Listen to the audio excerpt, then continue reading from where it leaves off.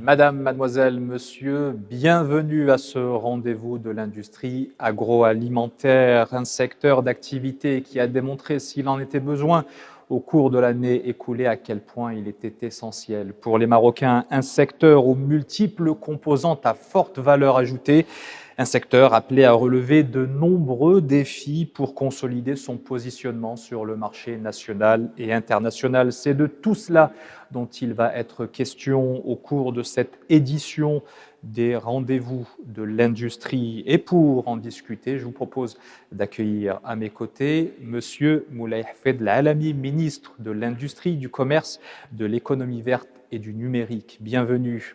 Avec nous également, c'est Abdelmounaïm Lahalj, président de la FENAGRI, Fédération nationale de l'agroalimentaire, et c'est Mohamed Fikret, PDG de Cosumar, tous réunis ici dans le respect des gestes barrières, des règles sanitaires et de la distanciation physique. Sans plus tarder, je vous propose donc de nous pencher tout d'abord sur la place vitale de l'industrie agroalimentaire dans l'économie nationale. C'est parti.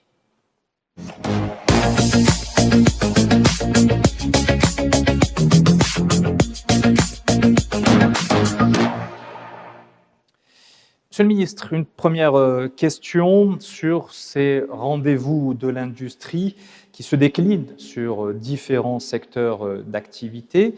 Qu'est-ce qui a motivé le choix de l'agroalimentaire? D'abord, je voudrais vous souhaiter la bienvenue et vous dire que nous sommes dans des conditions optimales parce que nous avons eu la chance et le bonheur d'être testés tous, ici présents, par un tout nouveau dispositif que je me permets de rappeler, le nouveau dispositif réalisé par Macer, 100% marocain, qui fait un test PCR en quelques secondes. C'est une merveille. Alors nous sommes aujourd'hui ici présents, tous testés et tous négatifs, donc dans des conditions en effet optimales. Bienvenue à cette deuxième édition du Rendez-vous de l'industrie que nous avons voulu consacrer à un secteur hautement stratégique, le secteur agroalimentaire. Alors c'est un secteur à la croisée de deux ministères, que sont le ministère de l'Agriculture avec le plan Maroc Vert et le plan Halieutis, et le ministère de l'Industrie qui aussi y travaille pour pouvoir transformer en aval l'ensemble de ces produits. Enfin, la partie commerce du ministère rentre en ligne de jeu pour aider, accompagner la commercialisation de ces produits. Alors c'est un secteur extrêmement diversifié. Nous allons voir quelques chiffres, mais parlons déjà de son histoire. Il date de bien longtemps. Si on prend quelques entreprises emblématiques du secteur, par exemple Cosumar est né en 1929, n'est-ce pas, Monsieur Fikret? Nous avons Centrale laitière en 1940 et Le Sieur en 1941. C'est vous dire que c'est un secteur qui n'est pas né d'hier. Le Maroc a une histoire industrielle. Le Maroc a un savoir-faire industriel qu'il a développé au fil des années grâce à des stratégies cohérentes, ambitieuses, avec une vision. Et Sa Majesté le Roi Mohammed VI, que Dieu l'assiste, a donné une importance capitale à ce secteur en accordant des budgets importants d'accompagnement pour le secteur. Nous avons aujourd'hui, comme vous pouvez le voir, 2100 entreprises qui travaillent dans ce secteur, avec 161 000 emplois, 161 milliards de dirhams de chiffre d'affaires, 33 milliards pratiquement d'exportation, c'est très important, et une valeur ajoutée de 39 milliards. Pour vous donner une idée, l'OCP fait entre 40 et 50 milliards, donc un tiers d'exportation, et fait 21 milliards de de valeur ajoutée lorsque l'agroalimentaire fait 39. C'est important parce que pour nous, l'OCP, c'est la plus belle maison industrielle marocaine et on souhaiterait que l'ensemble des secteurs industriels la dépassent et qu'en étape suivante, elle les redépasse. C'est une espèce de compétition extrêmement saine. Alors, ce secteur est fondamental et stratégique. Comme chacun le sait, il touche la sécurité alimentaire du royaume. Elle est essentielle, nous avons besoin d'y travailler. Ce n'est pas uniquement la production agricole ou la pêche hauturière ou côtière qui peut donner le résultat, mais c'est un ensemble de transformations qui crée cette valeur ajoutée ô combien importante. Le nouveau modèle de développement y a fait référence, en soulignant son importance. Il a été présenté à Sa Majesté il y a quelques jours, et sans surprise, il a mis l'accent sur un secteur stratégique pour l'économie marocaine, qu'est l'agro-industrie. Donc, nous avons une stratégie, nous y travaillons avec les opérateurs, et nous allons aller bien plus loin. Enfin, ce secteur a joué un rôle incroyable, je dis bien incroyable, pendant la période de cette pandémie. Vous avez bien vu, à travers le monde, les rayons de la grande distribution qui étaient souvent vides, parce que la chaîne de production n'a pas pu être au rendez-vous. Au Maroc, nous n'avons absolument manqué de rien. Et la raison essentielle, c'est que nous avons des opérateurs, et je suis fier de l'appuyer aujourd'hui. Nous avons des opérateurs dans ce secteur qui ont un nationalisme au plus haut niveau, qui ont retroussé les manches, qui ont travaillé jour et nuit et qui ont fait que les Marocains, alhamdoulilah, n'ont manqué de rien pendant cette période. Effectivement, Monsieur le ministre, dans ce contexte de crise due au coronavirus, l'industrie agroalimentaire a fait preuve d'une résilience exceptionnelle, vous le disiez, au service de tout un pays. Regardez, et on en parle juste après. On l'a appelée pandémie du siècle. Le virus Covid-19 a plongé le monde dans une crise sans précédent. L'économie mondiale s'est arrêtée. L'impact est planétaire. L'offre et la demande intérieure sont frappées de plein fouet par de graves perturbations. Un vent de panique envahit les foyers confinés. La consommation alimentaire atteint soudainement des pics.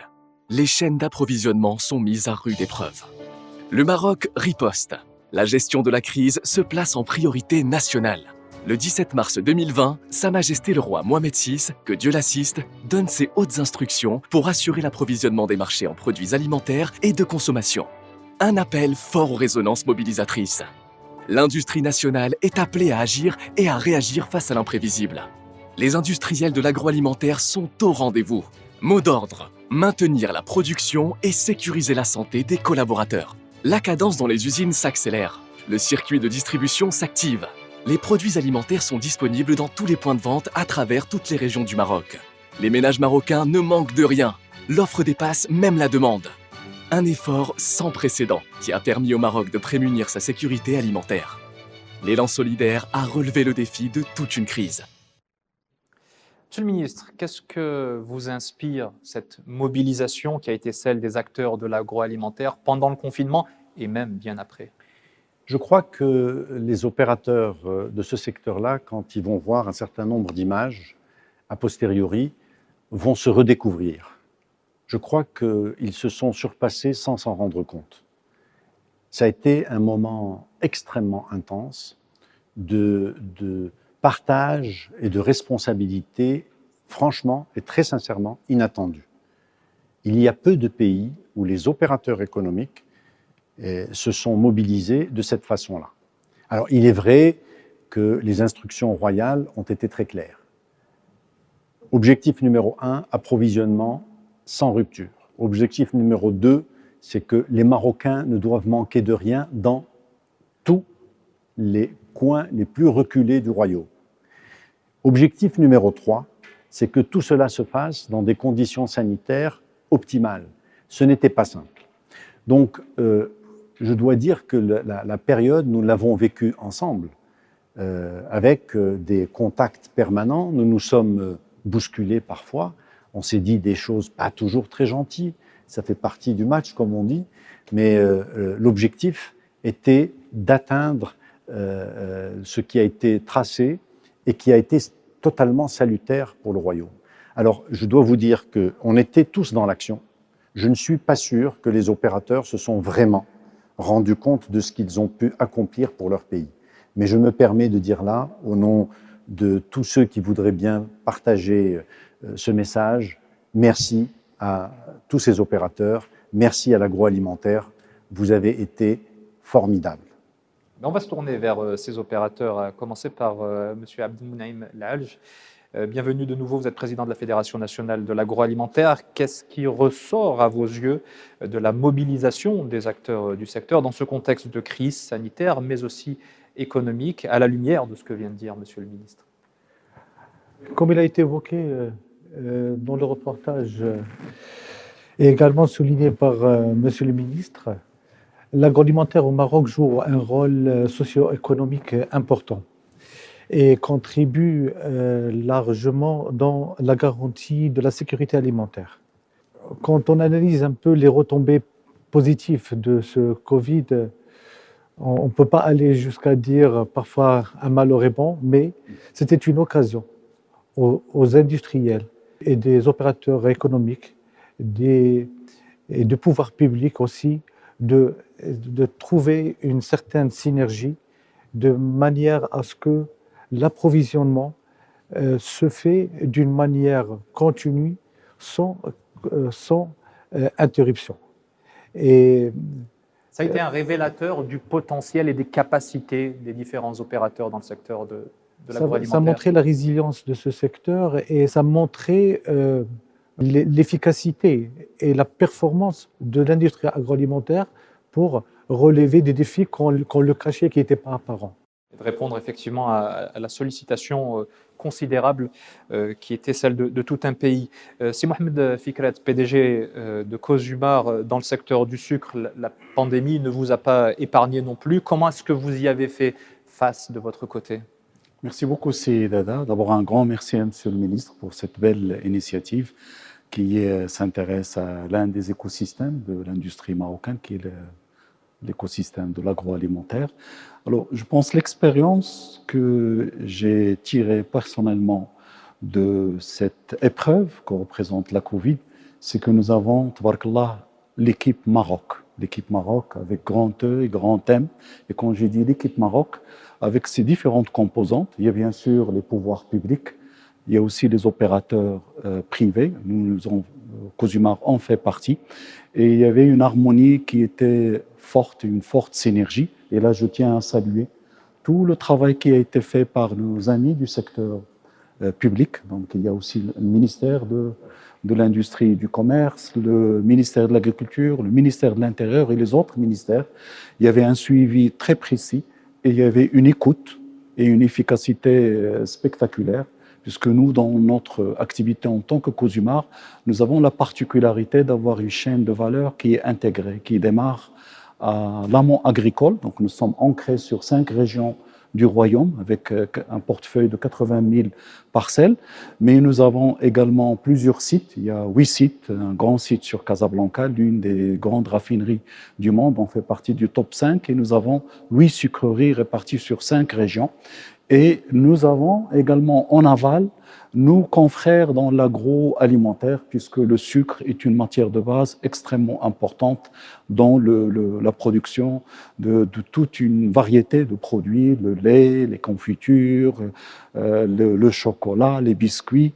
Et il y avait cette équipe Maroc qui est constituée du côté aussi des opérateurs qui a fonctionné, parce que n'importe quelle industrie n'est pas seule. Nous, dans Cosumar, nous avons autour de nous un ensemble d'opérateurs, de sous-traitants, de fournisseurs d'additifs, les emballages par exemple, d'autres produits que nous utilisons, des entreprises de transport. Et cette harmonie-là qui a été mise à l'épreuve et qui a réussi, et nous en sommes fiers. Alors pour la partie agricole, qui était très particulière, parce que le pic de la Covid a coïncidé avec le démarrage de la campagne agricole. Et la campagne agricole est un moment très important dans notre activité, puisque c'est là où nous récoltons les betteraves et les cannes sur les 50 000, 60 000 hectares qui ont été plantés. Et nous avions le défi de gérer les opérations de manière intelligente. Et c'est là où il y a un autre axe qui était présent. Nous avions, en tant que Cosumar, misé sur la digitalisation que nous avions démarré depuis 3 ans. Et la digitalisation nous a énormément aidés, mais pas que, parce qu'il y avait les mouvements d'ouvriers, les mouvements de camions, qui étaient à organiser. Et avec les autorités locales, avec aussi la coordination avec le ministère du Commerce, de l'Industrie, aussi le ministère de l'Agriculture, toutes les difficultés ont été aplanies et nous avons fait presque une campagne normale en respectant, bien entendu, et toujours tout ce qui est mesures sanitaires. Parce que dans la philosophie de Cosumar, nous avons la philosophie de 3 P. Le premier P, c'est people. D'abord, l'homme avec grand F. Le deuxième P, c'est la planète, donc le respect de l'écologie. Et le troisième, c'est la prospérité, donc créer de la valeur et de la prospérité et la faire partager. Et tout ce système-là, alhamdoulilah, a bien tourné. Et je tiens à rendre hommage aux collaboratrices, aux collaborateurs au sein de Cosumar, mais aussi dans toutes les sociétés partenaires avec lesquelles nous avions eu à dialoguer, et aussi rendre hommage aussi aux partenaires sociaux qui étaient très responsables et très matures. Et un grand merci encore une fois au secteur public qui était à l'écoute, qui était très efficace. Et je pense l'ambiance qui a été créée à l'épreuve de cette Covid est un élément très vertueux et ça nous donne des idées pour être des champions dans plusieurs secteurs.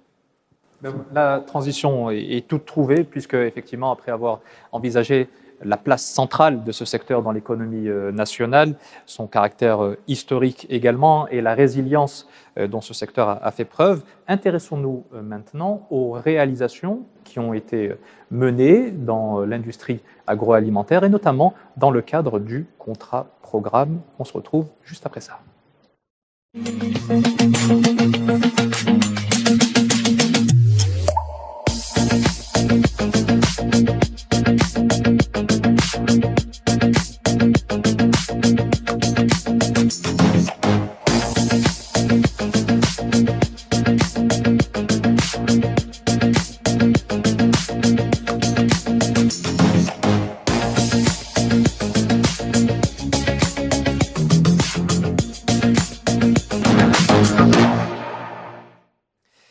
Je me retourne vers vous, Monsieur le Ministre, pour évoquer effectivement ces réalisations du secteur dans le cadre du contrat programme de l'industrie agroalimentaire. Cette industrie, vous l'évoquiez en propos introductifs, elle se trouve à la croisée des chemins entre le plan d'accélération industrielle et le plan Maroc Vert. Concrètement, quelles ont été les retombées de cette double dynamique sur le terrain ?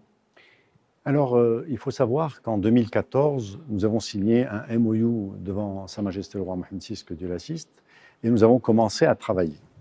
En 2017, nous avons mis sur pied un contrat programme qui couvre la période 2017-2021. Et nous avons profité en même temps pour travailler sur les convergences entre les différentes stratégies que sont le plan Maroc Vert, Aliotis et le plan d'accélération industrielle, pour découvrir que à la convergence, au point de rencontre de ces stratégies, il y avait beaucoup de valeur à créer. Donc cette transformation de la production fortement développée au niveau du secteur agricole, nous avons vu les résultats de ce plan Maroc Vert qui a multiplié par plusieurs chiffres notre production historique. Eh bien, il fallait la transformer et en faire quelque chose avec plus de valeur ajoutée. Nous avons donc ensemble fait profiter le secteur avec cette stratégie et ce contrat programme et accompagné par les 2 outils dont nous disposons, le Fonds de développement agricole, géré par le ministère de l'Agriculture, et le Fonds de développement industriel, géré par notre ministère. Donc nous avons accompagné un certain nombre de projets et nous pourrons voir les chiffres très rapidement dans les prochaines minutes pour voir comment ces projets-là voient le jour avec une banque de projets structurée, préparée, où nous pouvons réserver la commande publique pour certains, nous pouvons réserver la commande privée pour d'autres, parce que nous sommes plusieurs consommateurs sur le marché marocain, et que tout ça permet à un secteur de se développer davantage en profitant du marché national qui est sa base avant de regarder l'export. Alors cela a permis de faire émerger plusieurs projets, beaucoup d'investissements et de l'emploi, nous en parlerons. Effectivement, on va en parler plus en détail au fur et à mesure qu'évolue ce rendez-vous de l'industrie agroalimentaire. Je précise que nous avons été rejoints par Abdelmounaïm El-Hadj, qui est avec nous depuis le début. Youssef Fadel, vous êtes directeur des industries agroalimentaires, et Hassan Khalil, président de l'Association marocaine des industries des pâtes alimentaires et couscous. Bienvenue. Et je vais donner la parole à Si Ali Saddeqi, qui est dans le public. Bienvenue. Vous êtes directeur général de l'industrie. Alors, pourriez-vous nous indiquer les paramètres qui gouvernent justement la mise en œuvre de ce contrat-programme de l'industrie agroalimentaire? Écoutez, le premier point qui est à rappeler, c'est le caractère didactique du travail dans le cadre du plan d'accélération industrielle, dont l'objectif est vraiment celui du partenariat et de l'écoute active que nous avons avec les opérateurs économiques. Donc, la structuration du contrat-programme dépendait d'une étude stratégique qui a été menée avec les professionnels, les opérateurs, et qui a permis de définir les filières prioritaires d'accompagnement dans le cadre du plan d'accélération industrielle, bien évidemment en tenant compte de l'amont et donc des prérequis du secteur agricole. Cette filière ont été sélectionnées: la valorisation des fruits et légumes, la transformation de ces fruits, l'industrie laitière, la biscuiterie, chocolaterie, l'industrie des pâtes et du couscous, l'industrie de l'huile d'olive et l'industrie des viandes. Donc, dans le cadre de ce travail qui a été l'élaboration du contrat-programme, nous avons évidemment élaboré des mesures d'accompagnement, deux grands types de mesures qui sont les mesures transverses, avec un travail qui est celui de l'accélération de l'innovation, essentielle pour permettre la montée en gamme de l'industrie. Il y a eu dans ce cadre-là la relance du centre technique des industries agroalimentaires, essentiel pour pouvoir faire du développement produit et du contrôle. Un appui évidemment à la certification, toujours dans l'objectif de monter en gamme et d'accompagner cette montée en gamme. La normalisation, qui est un point essentiel et qui est en lien avec la certification. Et évidemment, un travail, encore une fois, au plus près de la fédération, avec un appui à la FENAGRI qui a été mis en place. Il y a ensuite des mesures spécifiques, des mesures qui vont accompagner l'investissement. Un appui qui est vraiment au cœur du dispositif des écosystèmes pour l'ensemble des secteurs industriels, mais qui a été défini avec les partenaires pour être au plus près de leurs besoins. Il y a un soutien à l'exportation et un appui à la commercialisation aussi qui sont prévenus dans le cadre du contrat-programme. Ce qui est essentiel de rappeler aussi, c'est le financement. Il y a des engagements qui sont des engagements mutuels, et là on voit encore la qualité de ce partenariat, c'est que l'État contribue, mais le secteur privé également s'engage dans le financement de ces projets d'investissement, et donc au total, nous avons 12 milliards de dirhams qui sont mobilisés, dont 4 sont apportés par l'État, 8 par les opérateurs privés. Il y a ensuite des comités de pilotage, évidemment, un comité de pilotage stratégique qui permet de mesurer et de suivre les grands objectifs et la tenue de ces objectifs. Il y a un comité d'aiguillage qui permet, lui, d'orienter les investisseurs en fonction de la nature de leur projet, soit vers le fonds de développement industriel, soit vers le fonds de développement agricole. Et il y a enfin un comité de suivi qui est un comité opérationnel qui permet d'interagir de manière régulière avec les fédérations et avec les opérateurs. Et ce comité-là est encore une fois l'incarnation de la qualité de cette relation que nous avons avec les opérateurs, qui a été rappelée à la fois par Monsieur le ministre en introduction et par la fédération elle-même. Merci pour toutes ces précisions. Je vais me tourner à présent vers Abdelmounaïm El-Hadj, président de la FENAGRI. Ce contrat-programme ne peut aboutir sans l'engagement des différents acteurs du secteur. Quelle place ont-ils occupé dans sa conception et quel rôle jouent-ils dans sa mise en œuvre? Permettez-moi d'abord de vous rappeler que ce contrat-programme a été élaboré à la demande des industriels. C'est une vraie feuille de route. Ce contrat-programme est l'aboutissement de longs processus de concertation entre le secteur public et privé. Donc, parmi les facteurs clés de succès de ce contrat-programme, c'est le soutien et l'accompagnement des partenaires publics tels que l'AMDI, le Maroc PME, et sans oublier les deux fonds d'investissement. Youssef Fadel, vous êtes directeur des industries de l'agroalimentaire. Comment se porte actuellement ce secteur et où en est-on à présent de la mise en œuvre de ce contrat-programme? Merci, Sidada. Donc, comme l'a souligné Monsieur le ministre, le secteur des industries agroalimentaires occupe une place importante dans le tissu industriel national. Elle a réalisé des performances notables au cours des dernières années. Et là, je citerai deux indicateurs pour illustrer cette évolution. Le premier concerne le nombre de nouveaux emplois créés dans le secteur, qui s'est élevé à plus de 91 000 emplois directs durant la période 2014-2020, ce qui place l'agro-industrie parmi les premiers secteurs pourvoyeurs d'emplois industriels. Le deuxième indicateur a trait aux exportations des produits alimentaires qui ont augmenté de 40% entre 2014 et 2020. Donc cette performance est confirmée par la dynamique que connaissent les 7 filières agroalimentaires que M. Sdeki vient de présenter. 6 filières ont enregistré de réelles avancées, notamment en termes d'investissement et de création d'emplois, matérialisées à travers le lancement de plusieurs projets d'investissement que nous soutenons à travers les mécanismes de financement du Fonds de développement industriel et du Fonds du FDA. En chiffres, nous avons aujourd'hui, en termes de nombre de projets accompagnés, on a 283 projets que nous soutenons à travers ces deux fonds, qui totalisent un investissement global de 8 milliards de dirhams. Ces projets devront créer plus de 21 000 emplois directs et générer un chiffre d'affaires additionnel de 23,5 milliards de dirhams, dont environ 7 milliards à l'export. Maintenant, si on regarde la ventilation des investissements projetés par filière, on peut constater que 32% de ces investissements relèvent de la filière de valorisation des fruits et légumes. Viennent ensuite l'industrie laitière avec 20% des investissements et l'industrie de la biscuiterie, chocolaterie et confiserie avec une part de 16%.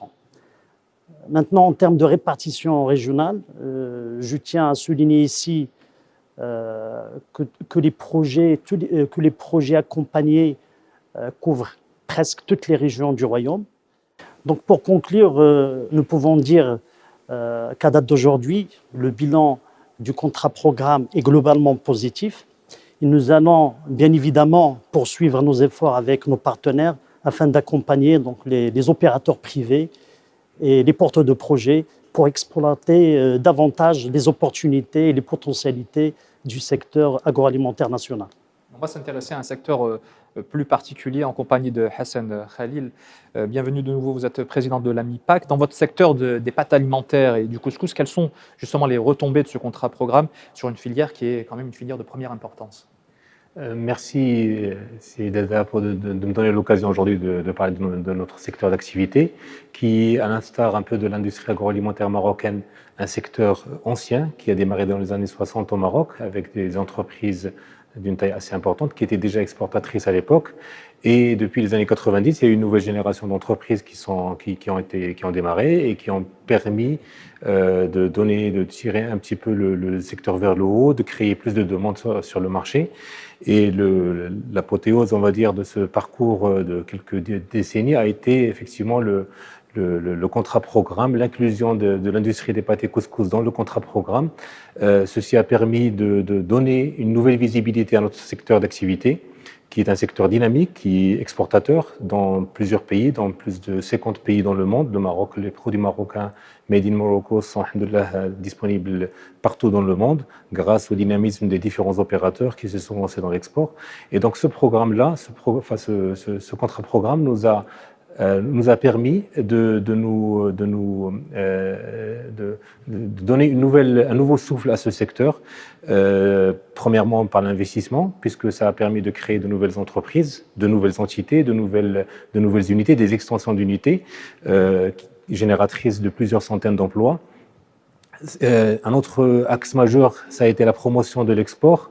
où on a vu une très forte augmentation des exportations marocaines grâce à ce programme, grâce à l'appui du gouvernement et du ministère de l'Industrie à qui je rends hommage aujourd'hui et à ses équipes pour l'engagement et pour l'appui qu'ils ont apporté à notre secteur. Donc ça a permis à l'ensemble des exportateurs marocains d'être plus compétitifs à l'export, d'imposer le produit marocain. Je tiens à rappeler que ce que exporte le Maroc, ce sont des marques marocaines, ce ne sont pas des marques à façon, on ne travaille pas pour des distributeurs, ce n'est pas péjoratif, mais on promeut la marque marocaine et le produit marocain. Et en ça, l'effort collectif entre les entreprises, entre notre secteur et l'État est très salutaire parce qu'il nous a permis de franchir de l'emploi. Et je passe aussi, il y a d'autres éléments. On a créé, grâce à ce contrat-programme, le label Couscous Maroc, qui est pour défendre le couscous marocain, la tradition marocaine, parce que le couscous, bien qu'on dise qu'il est maghrébin, pour nous, il est marocain avant tout. Et nous défendons cette marocanité. Et donc, la création de ce label avec l'Imanor va nous permettre, Inch'Allah, d'imposer un label de qualité qui sera probablement, on le souhaite, intégré dans un label Made in Morocco ou un produit marocain, enfin un label de produits marocains. Et d'être encore plus fort à l'export. Justement, à propos des effets du contrat-programme sur les exportations, je vous propose d'écouter les dirigeants d'AJP, de Kenz et Michoc. On regarde et on se retrouve juste après.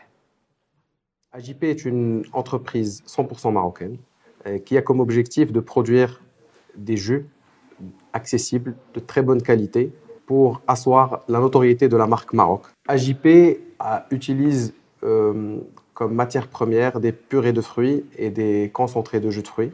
Et nous avons comme ambition de faire une intégration en amont pour intégrer ce process chez nous à AJP. Kenz Maroc, c'est une société 100% familiale. Après quelques années, on a atteint un rythme de croisière, on a maîtrisé, on a fourni un peu les grands industriels du Maroc, en plus du consommateur. L'activité de Michoc est la confiserie-chocolaterie, qui a connu un fort développement ces dernières années, aussi bien localement qu'à l'export. Nous avons été approchés par le ministère de l'Industrie, qui nous a présenté les opportunités qu'offrait le contrat-programme pour l'industrie agroalimentaire.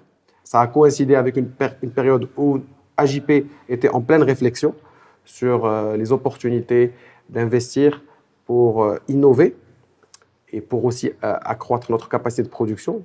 Donc, les gens du ministère nous ont accompagnés dès le début sur la partie réflexion stratégique, sur la partie BP.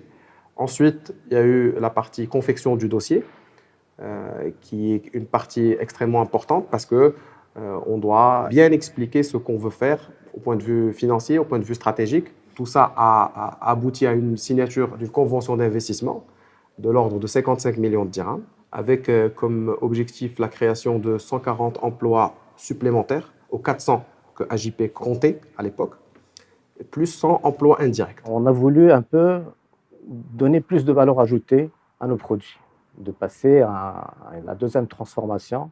L'idée est venue d'investir dans les pâtes et couscous. Donc, on est dans vraiment de l'intégration de notre industrie. Cet investissement a été rendu possible grâce à l'appui et la disponibilité du ministère du Commerce et de l'Industrie. C'est un projet ambitieux. L'investissement il sera de l'ordre de 170 millions de dirhams, première étape, et le montant total de l'investissement au final, ça va être avoisiner les 300 millions de dirhams.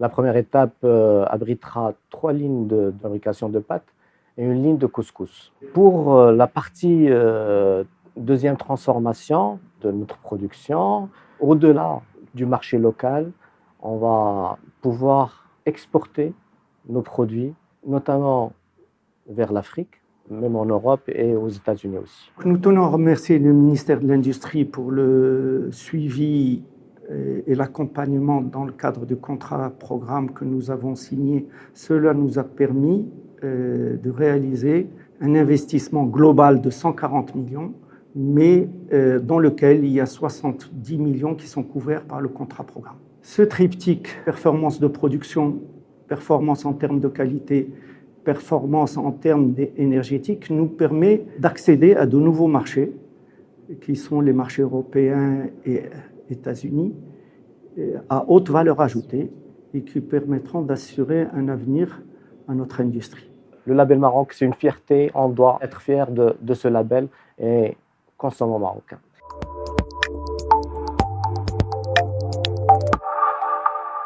Consommer marocain, c'est également développer le marché local et on va voir tout de suite à quel point il est stratégique. Ne quittez pas.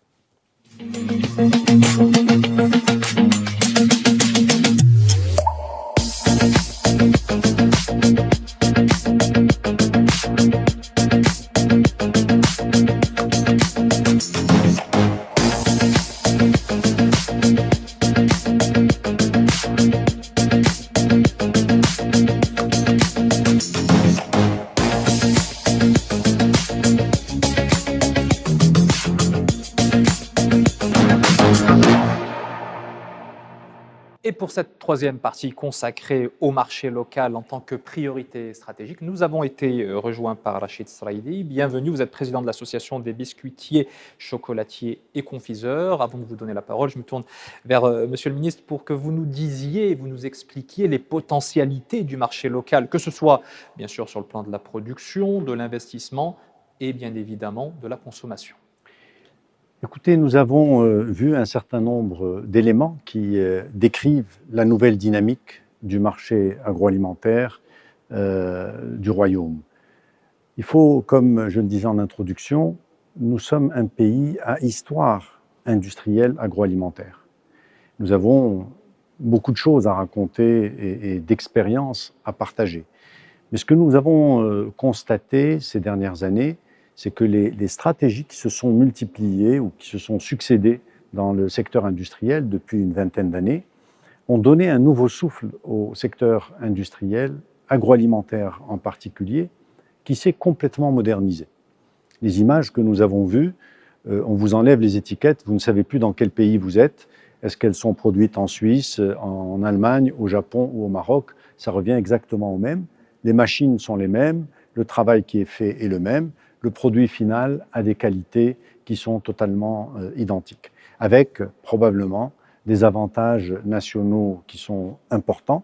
Et je reviens au marché national dont vous parlez, c'est de pouvoir produire localement ce que nous consommons. Lorsque nous importons des produits que nous sommes largement capables de produire, en termes de qualité, en termes de coût et d'abstraction faite de la logistique qui n'existe plus lorsque vous n'avez plus à importer ces produits-là.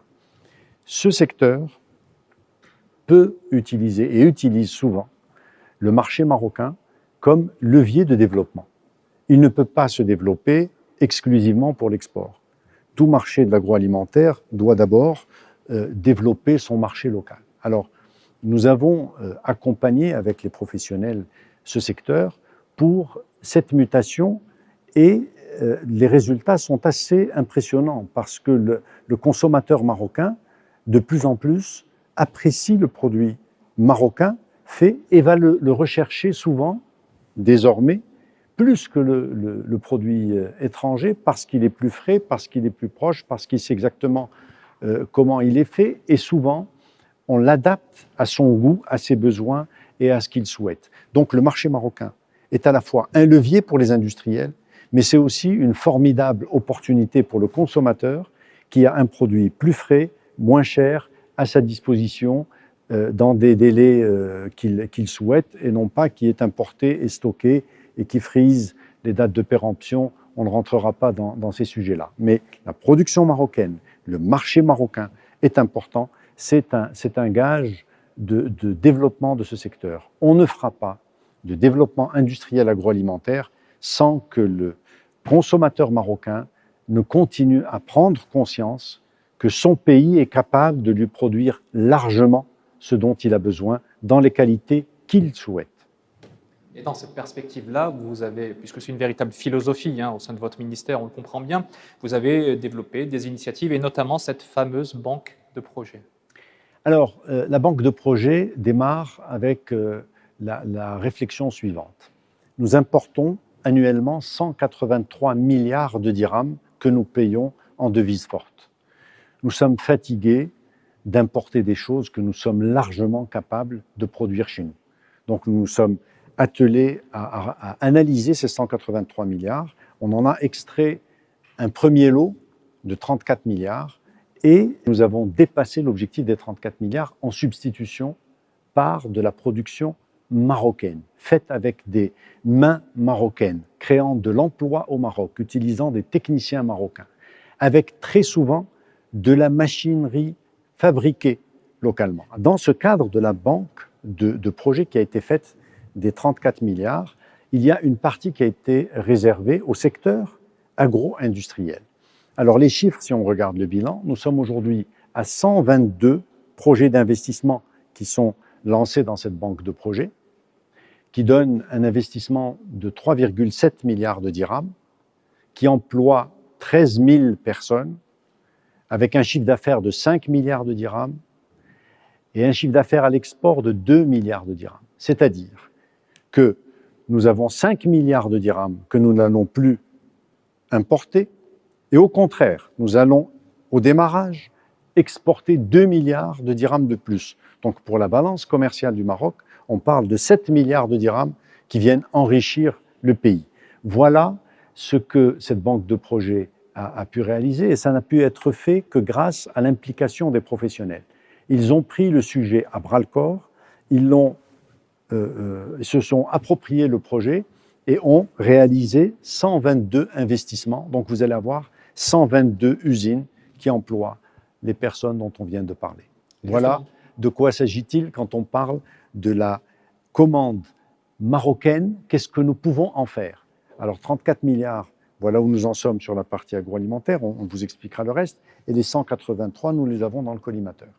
Justement, Monsieur le Ministre, pour prendre la mesure de l'importance de cette initiative que constitue la banque de projets, je vous propose d'écouter l'un de ces industriels dont vous parliez, en l'occurrence Emile Baroudi, il est directeur général de Marrakech Fine Food. Regardez et on se retrouve juste après.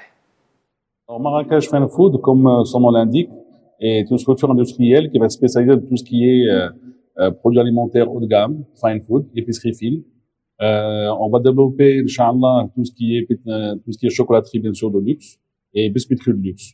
À côté de tout ça, Marrakech Fine Food a aussi un torréfacteur artisanal. Le projet va consister dans la fabrication de tout ce qui est chocolaterie de luxe, biscuiterie de luxe, destiné principalement au marché international. On va faire que du très haut de gamme, avec une très grande valeur ajoutée. C'est un peu l'épicerie fine revisitée et emballée pour qu'elle puisse voyager dans le monde entier. Alors, le projet Marrakech Fine Food est aussi partie prenante du programme Banque de projet du ministère de l'Industrie pour tout ce qui est subventions relatives à la biscuiterie et à la chocolaterie. On a bénéficié d'un support et d'un soutien assez conséquent de la part du ministère pour tout ce qui est financier, puisque le ministère subventionne près de 30% du montant d'investissement. Alors, on a démarré les travaux, ça fait maintenant 1 an. Aujourd'hui, toute infrastructure est déjà finalisée, les bâtiments ils sont finis.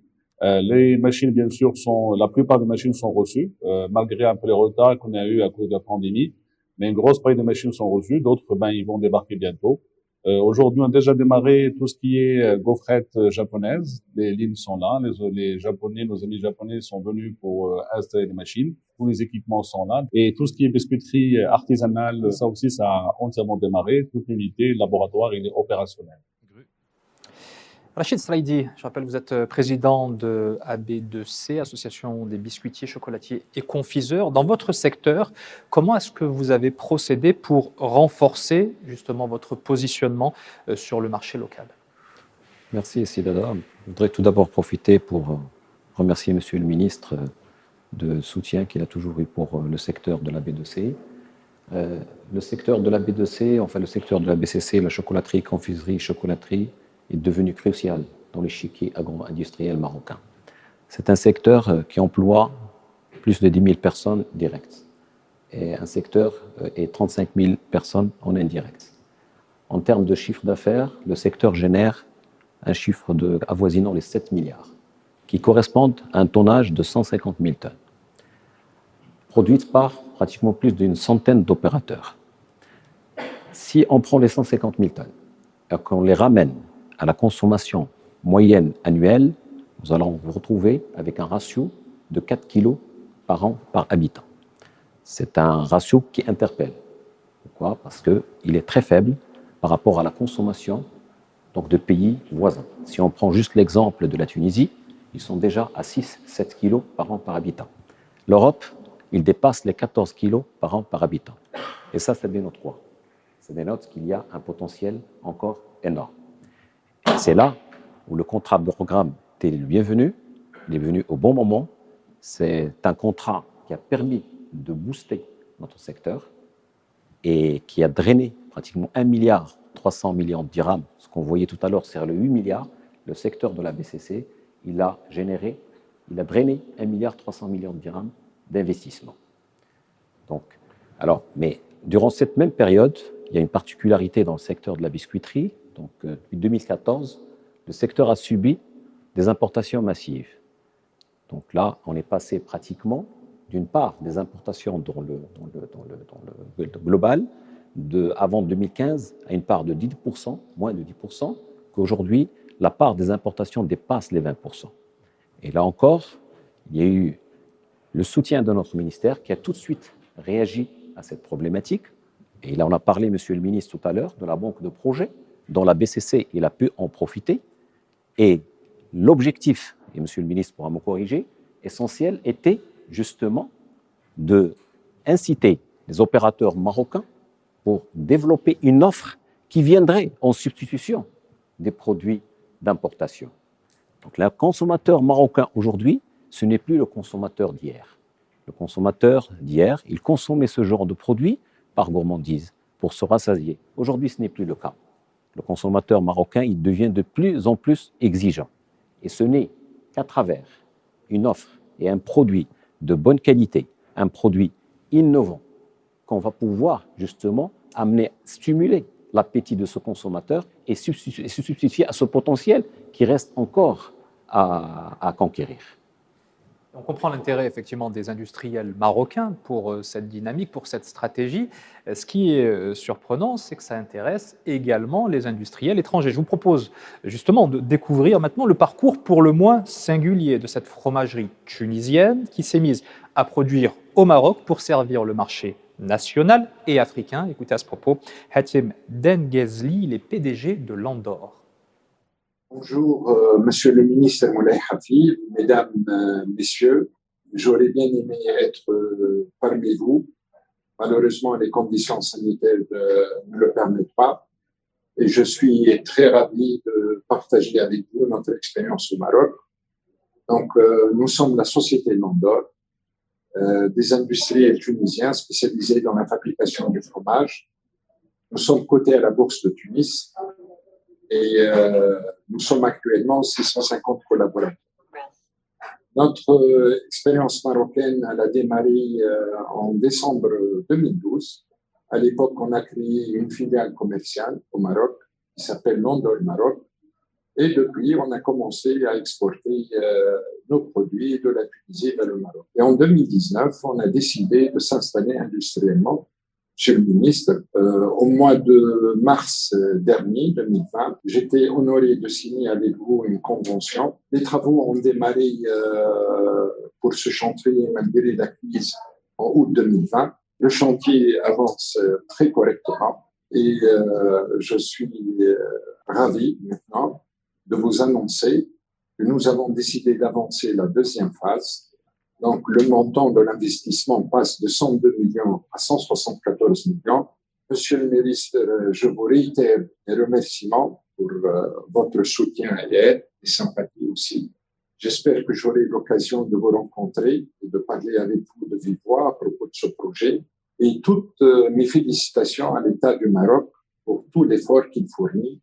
Ce que le Maroc fait pour encourager l'investissement, soit dans les zones industrielles, soit cette aide, c'est pas rien. Et en plus, cette écoute de l'administration, on est vraiment très ravis. Autre chose, cette proximité du Maroc par rapport à l'Afrique subsaharienne, de la Tunisie, c'est très compliqué.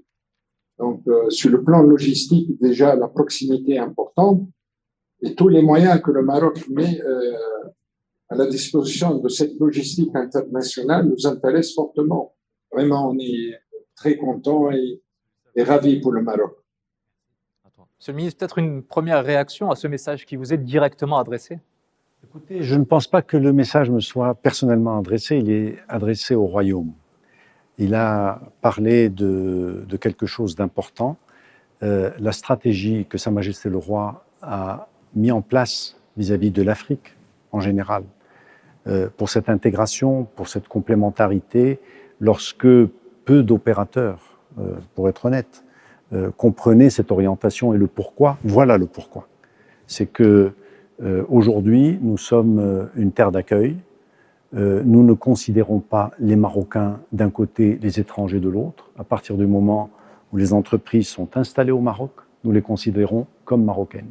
Quand elles jouent le jeu marocain, elles sont considérées exactement au même niveau. Nous avons une seule charte d'investissement qui est valable pour les Marocains, pour les Tunisiens, pour les Algériens, pour tous les pays qui souhaitent faire confiance au Maroc, comme ce Tunisien qui a fait confiance au Maroc, parce qu'en effet, au départ, nous étions une terre où on déversait ces produits. Ça nous a un peu dérangé, je dois l'avouer, donc nous avons travaillé ensemble, et avec cet investisseur aussi, pour lui expliquer que nous ne sommes pas un réceptacle de produits usinés ailleurs. Nous sommes un pays capable de produire et de produire dans des conditions largement meilleures que bien d'autres contrées. Donc il fallait nous tester. Il a pris le pari de faire le premier test, de faire le premier pas, et comme vous l'avez entendu, il passe à la deuxième étape. Donc bienvenue à tous ceux qui veulent nous faire confiance. Sachez que nous avons des instructions très claires de Sa Majesté, le roi, que Dieu l'assiste, c'est de faire en sorte que cette plateforme de production marocaine soit une plateforme mondiale, c'est-à-dire qu'elle profite au maximum aux citoyens marocains et qu'elle soit une plateforme d'échange, mais d'abord de production dans un secteur productif, en particulier l'industrie, et nous œuvrons tous dans la même direction, le secteur privé, le public, et désormais, la destination est connue à l'international, nous en sommes ravis. Production locale, consommation locale également, Monsieur le ministre, et cela dit forcément distribution en grande et moyenne surface. Dans ce domaine, quelle place occupent les supermarchés? Comme vous le savez, les supermarchés ont une position forte dans l'ensemble des distributions et partout dans le monde. Notre distribution, la GMS, a un rôle important. C'est une locomotive. C'est un grand canal de distribution et nous avons constaté qu'une partie de ce qui est véhiculé dans ces canaux marocains sont des produits importés. Alors, quand c'est des produits importés, complexes, avec quelque chose qu'on ne saurait pas faire, on veut bien l'accepter. Quand c'est des produits qui sont à la portée de nos industriels, vous avez vu un échantillon. Ce n'est qu'un échantillon des industriels marocains dans l'ensemble du secteur de l'agro-industrie. Eh bien, nous avons travaillé avec la GMS, en commençant, pour l'appeler par son nom, hein, ça mérite d'être souligné, avec Marjane, qui nous a reçus les bras ouverts, et qui a accepté de substituer toutes ces importations au maximum par tout ce qui pourrait être produit localement. Nous l'avons fait dans l'agroalimentaire et ça commence à donner des résultats assez intéressants. Et nous l'avons fait aussi dans le textile. Nous importions de différents pays les produits textiles dans la GMS. Or, ces produits qui sont distribués dans des canaux marocains, une fois qu'ils ont été réorientés vers la production nationale, à la fois, la GMS a été heureuse de découvrir que, 1, la qualité est meilleure. Je répète, 1, la qualité est meilleure. Deuxièmement, le coût est inférieur. Et troisièmement, le stockage n'est plus nécessaire, parce qu'on arrive à faire du réassort à quelques encablures des magasins. Donc tout ça a changé, est en train de changer complètement l'approvisionnement et l'assortiment des GMS, nous en sommes vraiment ravis. Vous les citiez, Monsieur le Ministre, à l'instant. On va écouter le PDG de Marjane Holding, Ayoub Azami.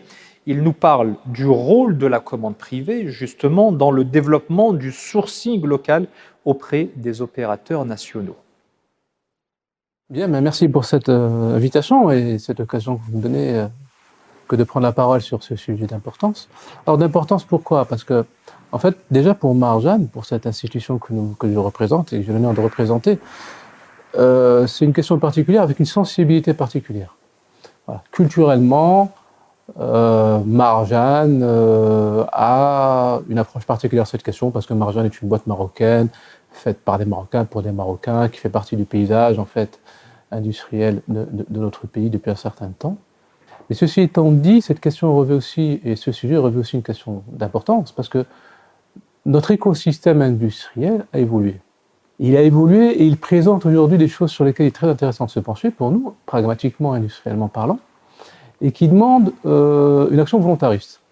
Donc c'est cette action volontariste que nous sommes très heureux de mener aujourd'hui avec les équipes du ministère, et qui consiste finalement à aller regarder de manière pragmatique et précise ce que nous pouvons faire dans l'intérêt de chacun pour pouvoir faire ce qu'on peut faire en local, tout simplement. Et je dis que c'est pragmatique parce que, évidemment, derrière tout ça, il y a des intérêts industriels qui sont à la fois naturels et qui, en eux-mêmes, sont le premier gage, en fait, d'intérêt et de pérennité de l'action. Pragmatique aussi parce que on s'est dit, allons-y par périmètre circonscrit, défini, qu'on pourra, évidemment, dans le temps, faire évoluer. Donc on s'est dit, agroalimentaire, très bien, nous sommes une GMS, et textile. Et on s'est donné un plan d'action, on s'est donné des objectifs surtout. Donc nous avons l'ambition aujourd'hui, à relativement court terme, d'avoir des résultats tangibles sur ces deux secteurs avant de passer à d'autres, Inch'Allah. Et ces résultats tangibles, c'est pouvoir offrir à nos clients une offre en ce qui concerne nos marques propres d'agroalimentaire, qui soit à 80% faite par nos industriels, et pareil pour le textile. Alors, je disais aussi action volontariste parce que il y a des choses que nous faisons, évidemment, historiquement, chez nous, et des choses que nous ne faisons pas, et sur lesquelles nous devons, et nous sommes très heureux de jouer notre rôle de locomotive, parce que notre rôle de locomotive, c'est travailler avec nos industriels pour les entraîner sur ce terrain-là et pouvoir développer avec eux ces produits qui sont aujourd'hui des produits que nous pouvons, peut-être nous espérons, et de toute façon les actions que nous menons aujourd'hui prouvent que nous sommes dans la bonne direction, que nous avons raison dans cette initiative, parce qu'on se rend compte que le pouvoir en fait d'adaptation de nos industriels avec la volonté que nous avons au niveau de nos institutions, au niveau de Marjane, au niveau du pouvoir public, augure de très très bonnes choses en termes de transformation et de substitution.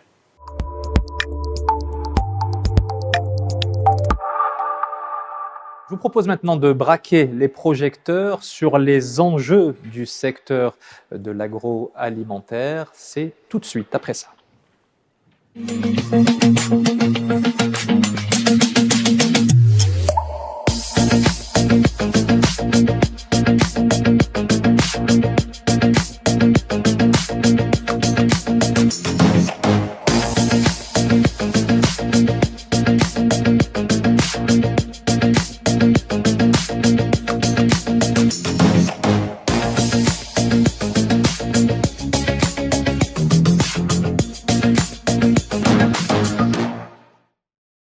Alors, nous avons été rejoints pour ce 4e chapitre de ce rendez-vous de l'industrie agroalimentaire par Saïd Mouline. Bienvenue, vous êtes directeur général de l'Agence marocaine pour l'efficacité énergétique. Et à vos côtés, Amine Barrada Souni. Bienvenue également, vous êtes PDG de la compagnie chérifienne de chocolaterie que l'on connaît plus sous la marque Egbel. Monsieur le ministre, sur ces enjeux du secteur et l'avenir de l'agroalimentaire, quels sont d'après vous les principaux défis qu'il faut relever à l'avenir?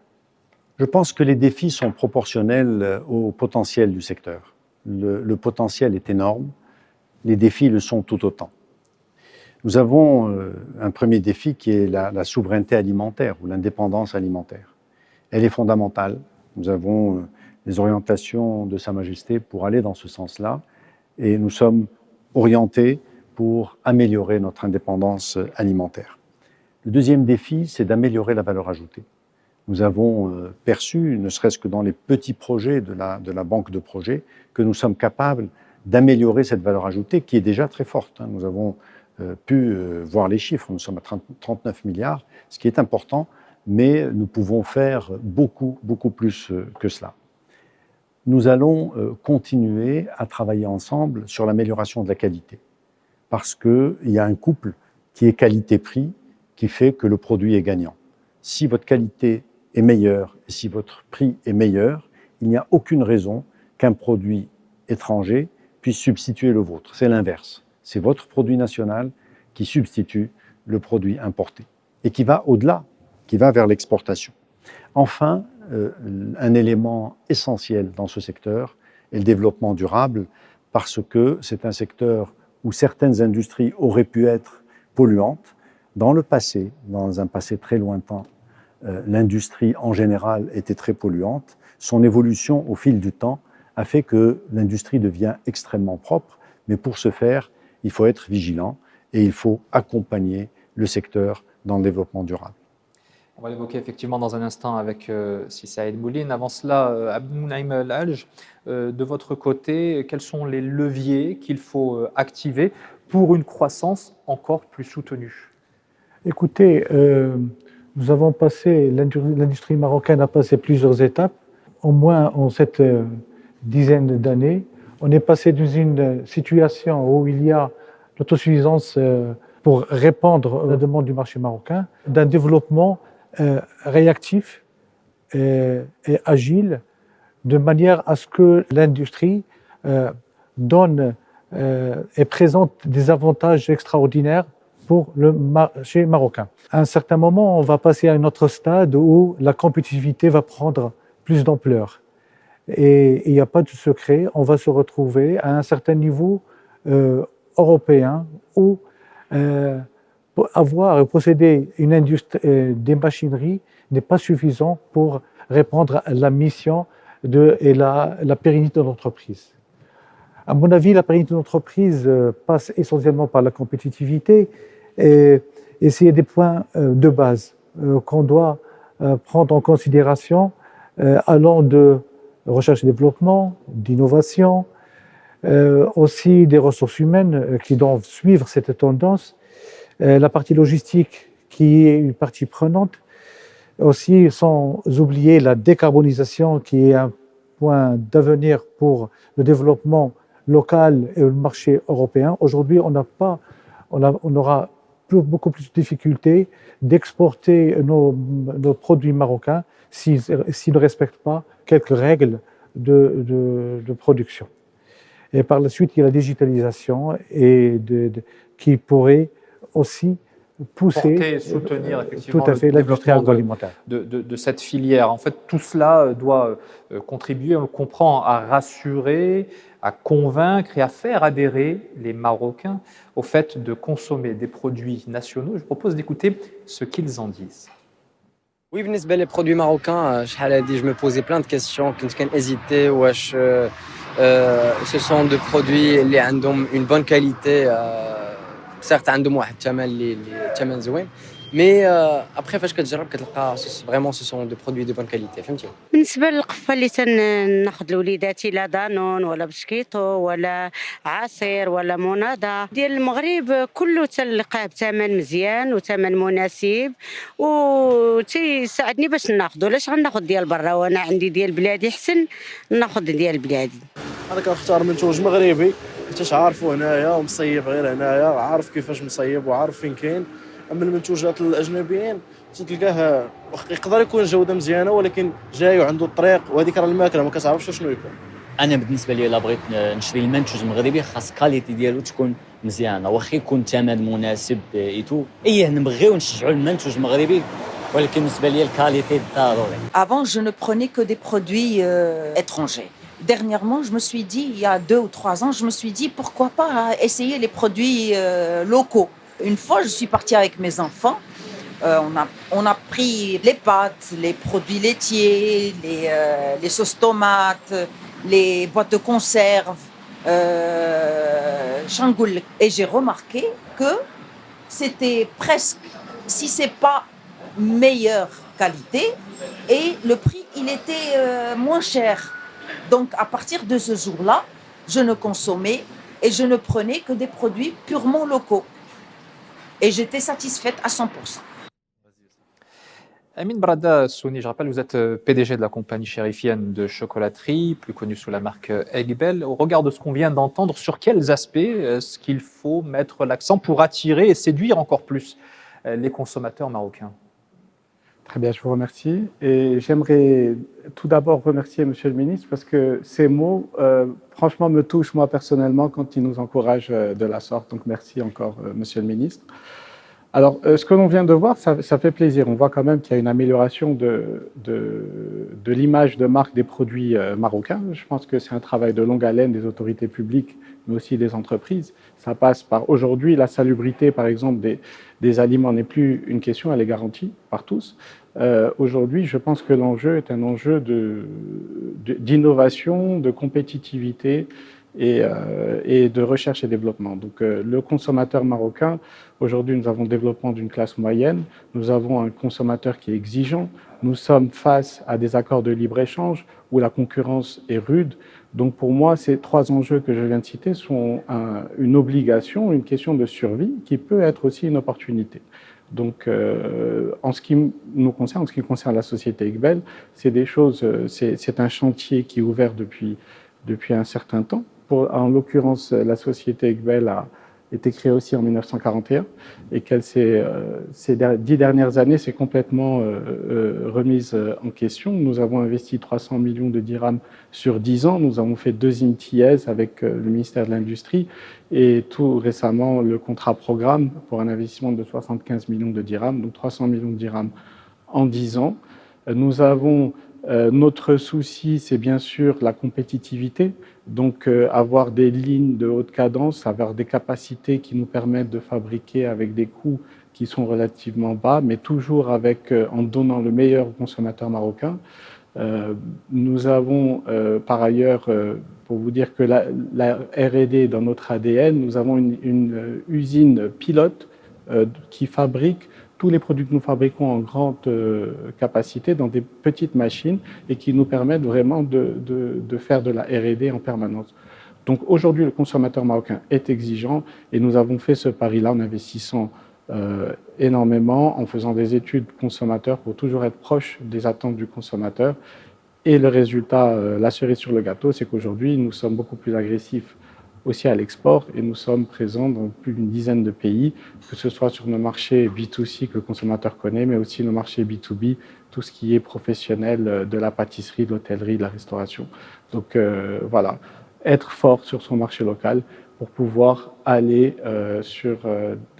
conquérir d'autres marchés. Saïd Mouline, je rappelle que vous êtes directeur général de l'Agence marocaine pour l'efficacité énergétique. Ça a été évoqué à plusieurs reprises par Monsieur le ministre, par les opérateurs. Le développement de cette industrie se veut durable. L'industrie agroalimentaire, elle également, se met au vert. Alors, quelles sont les actions à mettre en œuvre dans un secteur comme celui-ci? Merci de prendre en compte le développement durable dans un modèle économique. Et aujourd'hui, vous savez, notre pays a une stratégie nationale de développement durable portée au plus haut niveau de l'État qui touche tous les secteurs. Et bien sûr, le secteur industriel. Et bien sûr, le secteur de l'agro-industrie dans le secteur industriel. L'industrie agroalimentaire consomme de l'électricité, de la chaleur, du froid. Partout, il y a des économies à faire.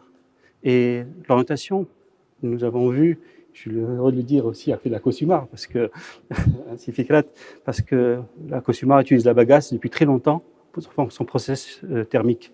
Mais nous le voyons, aujourd'hui, le concept de développement durable n'est plus un luxe, c'est un must. Pourquoi? Parce que cette pandémie nous a aussi donné beaucoup de leçons et nous voyons que nous n'avons plus le droit de gaspiller. Nous n'avons plus le droit de gaspiller tous les intrants dans toute l'industrie. Les matières premières, l'énergie, l'eau, tout ceci doit être géré. Et un autre volet important, les déchets agricoles.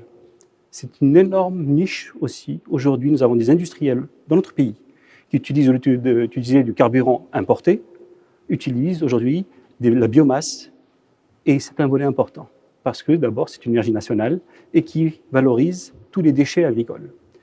L'industrie agroalimentaire, je le disais tout à l'heure, elle consomme beaucoup d'énergie dans différentes filières, mais surtout aujourd'hui nous voyons qu'il y a aussi des taxes carbone aux frontières qui se préparent.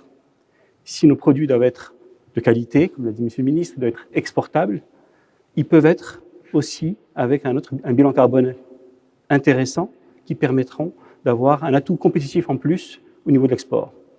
Troisième point, parce qu'il faut le dire, nous sommes aujourd'hui dans un contexte où nous voyons, et pendant cette pandémie, nous avons vu beaucoup de toits solaires se développer dans l'industrie agroalimentaire et nous sommes très heureux de voir qu'on peut utiliser, et bien sûr, les énergies renouvelables dans cette industrie.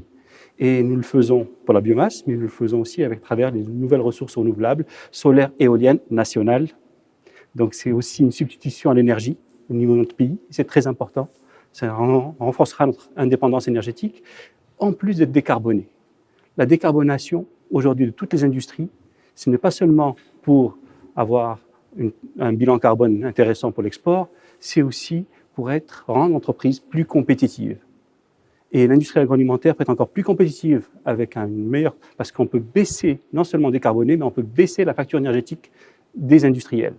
Et c'est à ce niveau-là qu'on voit qu'aujourd'hui, c'est gagnant-gagnant, et que tous les secteurs, et que pratiquement, plus principalement ce secteur-là, peut bénéficier de cette décarbonation en utilisant les ressources renouvelables pour la chaleur, pour l'électricité, et montrer qu'aujourd'hui, dans notre pays, nous pouvons avoir des produits nationaux de qualité, exportables et décarbonés.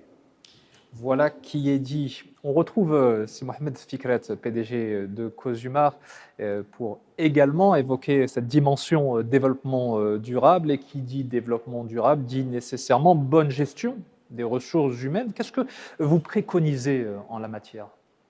Alors, effectivement, le capital humain est capital au sein de l'industrie agroalimentaire et en particulier aussi à Cosumar. Comme on le sait, nous avons plusieurs responsabilités. Nous avons la responsabilité de jouer notre rôle de création de richesse et de prospérité pour l'amont agricole. Nous avons aussi la responsabilité d'être à l'écoute et à la hauteur des attentes de nos clients. Aujourd'hui, Cosumar n'a pas que la clientèle marocaine, nous avons aussi la clientèle internationale. Donc, comme l'avait dit tout à l'heure Monsieur le ministre, il y a plusieurs défis que nous devons relever. Il y a le défi de la compétitivité, le défi de l'innovation, le défi aussi de l'accessibilité au marché, donc tout ce qui est logistique, et aussi le défi de la R&D.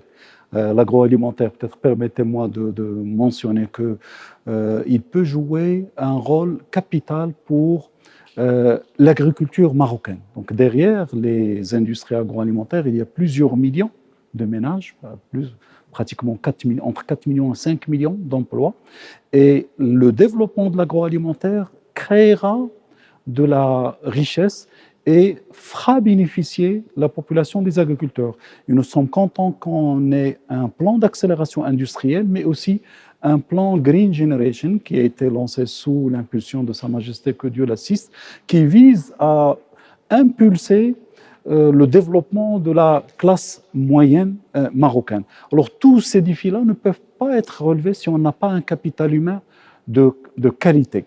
Et le capital humain de qualité, il ne suffit pas d'avoir des diplômés, mais il faut être aussi capable de développer, de perfectionner les compétences tout au long de la vie. Et là aussi, nous avons la chance d'avoir plusieurs politiques qui ont été lancées. Je cite à titre d'exemple les cités des métiers et compétences qui ont été lancées par Sa Majesté, que Dieu l'assiste, et qui couvrent les 12 régions. Et sur les 12 régions, il y a 8 régions où il y a l'agroalimentaire, depuis Dakhla jusqu'à l'Oriental, Blimlal, Agadir, et je ne vais pas citer toutes ces régions-là. Alors le capital humain, tout à l'heure, quand j'ai intervenu sur le premier plateau, du premier panel, j'avais parlé du premier P, le P People, parce que j'y crois fortement. Ce n'est pas la matière première, ce n'est pas les outils industriels, c'est d'abord et surtout le capital humain. Il faut qu'il soit bien formé, motivé et mobilisé. Et il y a une autre responsabilité que nous avons, sous aussi l'impulsion du ministère de l'Industrie, grâce aux banques de projets que vous avez lancées, Monsieur le ministre, et aussi l'orientation pour aller vers l'international. Nous avons la chance d'appartenir à un beau continent très prometteur qui est l'Afrique, où il y a plusieurs produits agricoles, où l'industrie agroalimentaire peut jouer un rôle très très important pour développer également la transformation, la valorisation. Et nous avons aussi la chance d'être à la porte de 1,5 milliard de consommateurs qui ont un grand pouvoir d'achat. Europe, le bassin méditerranéen, l'Amérique du Nord, l'Amérique du Sud. Et là, nous avons des défis à relever sur l'innovation. Par exemple, Cosumar, dans notre secteur, depuis maintenant 4 ou 5 ans, nous adressons une quarantaine de pays pour l'exportation du sucre avec la formule d'admission temporaire hors système de compensation. Et tout cela, c'est des défis à relever et nous avons la capacité de la faire. Les Marocaines et les Marocains sont, pour moi, des génies, des gens intelligents. Il suffit juste de leur faire confiance, de les encourager. Et je pense que nous avons la chance d'avoir des ministres et surtout le leadership de Sa Majesté, que Dieu l'assiste, qui croit fortement en le capital humain et l'élément humain de manière générale. Merci. Merci à vous, Si Fikret. Effectivement, beaucoup de choses ont été dites, beaucoup d'enseignements, beaucoup d'annonces également, beaucoup de leçons tirées de tout ce qui s'est passé au cours de ces 18 derniers mois. L'heure est venue d'apporter une conclusion et c'est à vous, Monsieur le Ministre, que revient cette lourde tâche, juste après ce dernier jingle.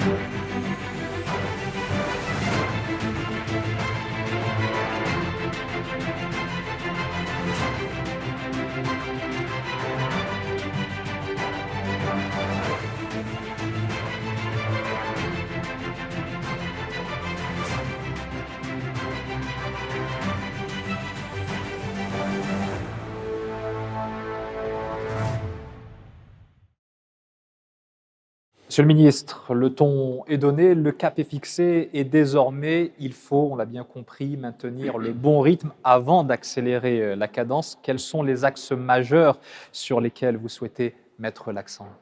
Écoutez, nous avons vu un micro-échantillon de ce qui existe dans ce secteur. Nous avons 2100 entreprises. On est désolé de ne pas pouvoir profiter de tout ce qui se produit dans notre pays. Et ce qui est assez impressionnant, sincèrement, quand vous avez la chance de pouvoir vous y balader. Alors, nous avons un développement agricole, de l'amont agricole, qui a été réalisé de façon très forte. Les instructions de Sa Majesté ont fait que ce secteur-là s'est développé à une vitesse importante. Il faut donc que l'aval puisse suivre. Par ailleurs, le nouveau modèle de développement a insisté sur l'agroalimentaire comme étant un des leviers de développement futur pour les prochaines années. Et ça tombe très bien parce que nous sommes complètement en phase. Nous y travaillons depuis un moment et nous sommes tout à fait alignés. Alors, pour nous, les enjeux, c'est de poursuivre les écosystèmes, les remettre en cause régulièrement, pas tous les jours, mais régulièrement, à des rendez-vous réguliers, pour pouvoir les améliorer, les amender si nécessaire, mais avoir un cap qui a un sens, ne pas changer de stratégie tous les 5 jours, c'est fondamental pour nous. Il faut aider, accompagner l'investissement. L'investissement dans ce secteur, chaque dirham mis par l'État rapporte énormément et rapporte pratiquement 2 dirhams dans la production, en chiffre d'affaires de substitution, nous l'avons vu, et rapporte beaucoup plus à l'export. Si Fikret en a parlé, et je partage totalement son dada qui est le people et la formation, nous avons la chance d'avoir déjà des grandes orientations royales dans ce sens-là pour que la formation professionnelle colle parfaitement aux besoins des secteurs productifs. Et c'est le cas, c'est en cours, mais il faut aller beaucoup plus loin, il faut être à l'écoute du besoin, ne pas former pour former, mais savoir exactement quel est le besoin des industriels et former en fonction de leurs attentes. Il faut exploiter davantage le marché local. Le marché local n'est pas suffisamment exploité et nous sommes tous responsables. Public, privé, opérateurs, consommateurs, tous. Un peu plus le consommateur que le reste, mais ce n'est pas grave. On va essayer de partager la responsabilité. Je pense que ce qui a été dit et ce que nous avons pu découvrir, des consommateurs fiers d'acheter un produit marocain de meilleure qualité et moins cher, c'est ça notre slogan. c'est que nous sommes capables de produire mieux et moins cher chez nous, avec de la main-d'œuvre marocaine. Donc ce produit national doit prendre toute sa place, ce Made in Morocco doit prendre toute sa place. Nous avons encore de la logistique à améliorer. Elle n'est pas au bon niveau. Nous avons besoin que nos chaînes de froid soient améliorées. Nous avons besoin que les plateformes logistiques soient optimisées. Alors les grandes entreprises se débrouillent. Elles arrivent à organiser leur chaîne de distribution comme elles le souhaitent. La petite et moyenne entreprise souffre à ce niveau-là et le coût de la logistique est encore trop cher, à la fois pour le marché local, mais aussi à l'export. Quand on commence à traverser le détroit de Gibraltar pour aller plus loin ou ailleurs, eh bien ces coûts de logistique doivent être travaillés, réfléchis, améliorés, et nous devons nous y atteler. Nous avons démontré, nous Marocains, notre capacité d'exporter des produits de qualité appréciée.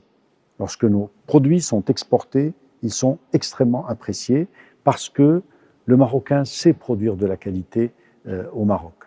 Je reviens à Masser, ce qu'on a fait, et j'en suis désolé, je ne vous le répéterai jamais assez, j'en suis personnellement très fier, et je crois que nous sommes tous très fiers de pouvoir consommer aujourd'hui. Nous avons consommé 2 millions de tests PCR fabriqués au Maroc. Nous fabriquons, vous avez vu, on a vécu ensemble la journée de l'aéronautique, et que chaque avion qui vole dans le ciel porte en lui au moins une pièce marocaine. Ça a été dit par le président d'Airbus, pas par nous. Et donc, ce type de choses nous amène à nous reposer des questions. Qu'est-ce que nous ne pouvons pas produire chez nous? Alors, à la fois le consommateur doit se poser cette question, mais l'industriel aussi.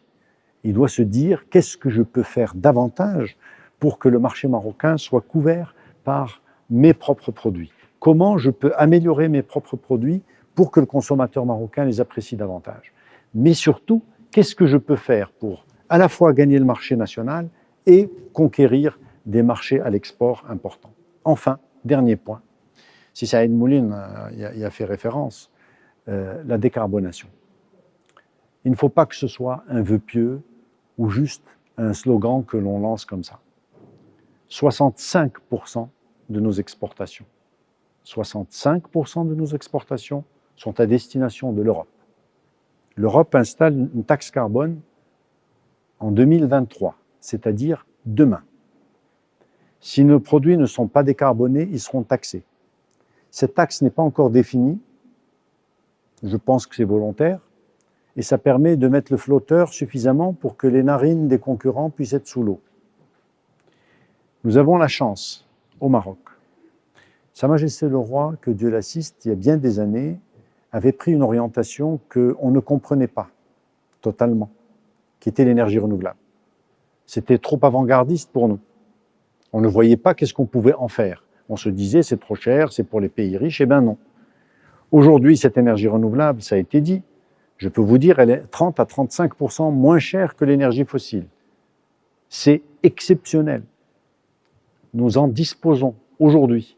Nous pouvons brancher nos zones industrielles à cette énergie renouvelable, baisser notre facture énergétique et être décarbonés. Et là, vous avez énormément de pays concurrents du Maroc qui n'ont pas la capacité de décarboner leurs industries. Donc c'est un enjeu important. Nous y travaillons au quotidien. Les combats ne sont pas tous faciles, mais ils sont tous très intéressants parce que plus ils sont complexes, plus ils sont intéressants. Et on ne lâchera absolument rien, pour des raisons multiples. D'abord, nous avons des industriels d'exception.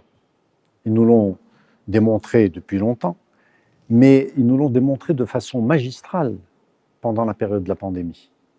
Nous ne l'oublierons, nous, Marocains, jamais. Ils ont été plus qu'à nos côtés. Ils ont été devant nous, ils nous ont protégés, ils nous ont produit ce que nous avons ce dont nous avons eu besoin pour nous nourrir pendant une période où les gens autour de nous avaient des difficultés à s'approvisionner. Au Maroc, on n'a pas eu ces difficultés parce que nous avons des gens engagés. Nous avons vu dans la banque de projets que 122 projets ont été réalisés par des opérateurs dans l'agro-industrie et ils ont fait des merveilles. Des produits à très haute valeur ajoutée qui sont exportés à travers le monde. Nous n'allons pas nous arrêter là pour ces multiples raisons. Nous avons une population qui a changé au fil du temps. ses besoins ont changé, mais aussi sa tolérance a changé. Elle devient moins tolérante à de la mauvaise qualité, y compris de la mauvaise qualité importée. Notre population a changé parce qu'elle a compris qu'elle doit accompagner l'industriel marocain parce qu'il fait travailler de la main-d'œuvre marocaine, qui sont nos enfants qui travaillent dans ces usines. Donc, cette prise de conscience collective, ces résultats que nous avons obtenus en démontrant que nous sommes capables de faire des choses assez difficiles à réaliser. On réalise des pièces de réacteurs, on réalise du gel hydroalcoolique quand personne n'en avait, des masques, des respirateurs et des tests PCR dont on a parlé tout à l'heure. Tout ça, beaucoup de pays industrialisés, très développés, n'ont pas été capables de le faire. Alors, il faut se réjouir et prendre 5 minutes pour le dire et se retrousser les manches immédiatement pour aller plus loin. On est d'accord. Mais permettez-moi aujourd'hui de rendre hommage à ce secteur, à ces industriels marocains qui ont été au rendez-vous à chaque fois qu'on a fait appel à eux. On n'a manqué de rien. Donc moi, je vous dirais un énorme merci pour tout ce que vous avez fait. Alors maintenant, je ferme la page du passé et je vous dis, préparez-vous, l'avenir est encore plus complexe.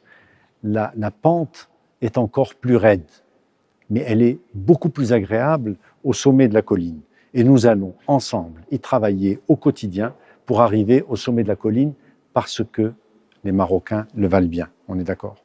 Ça fait un bon slogan, ça. Les Marocains le valent bien. Ce rendez-vous de l'industrie agroalimentaire touche à sa fin. Merci de nous avoir suivis. Merci à tous les opérateurs et acteurs qui se sont succédés tout au long de cette édition, qu'ils aient été présents ici sur ce plateau dans le respect des règles sanitaires, des gestes barrières et des tests qui ont été réalisés, tests 100% marocains. Merci à toutes les équipes qui se sont mobilisées, éditoriales et techniques, la réalisation, le son, l'éclairage, les décors et j'en passe. Et merci infiniment à vous, Monsieur le ministre Moulay Hafed Alami, ministre de l'Industrie, du Commerce, de l'Économie verte et du Numérique. Ce rendez-vous de l'industrie agroalimentaire touche à sa fin, je le disais, mais d'autres rendez-vous de l'industrie sont à venir et on vous y retrouvera avec grand plaisir. Plaisir largement partagé. Merci.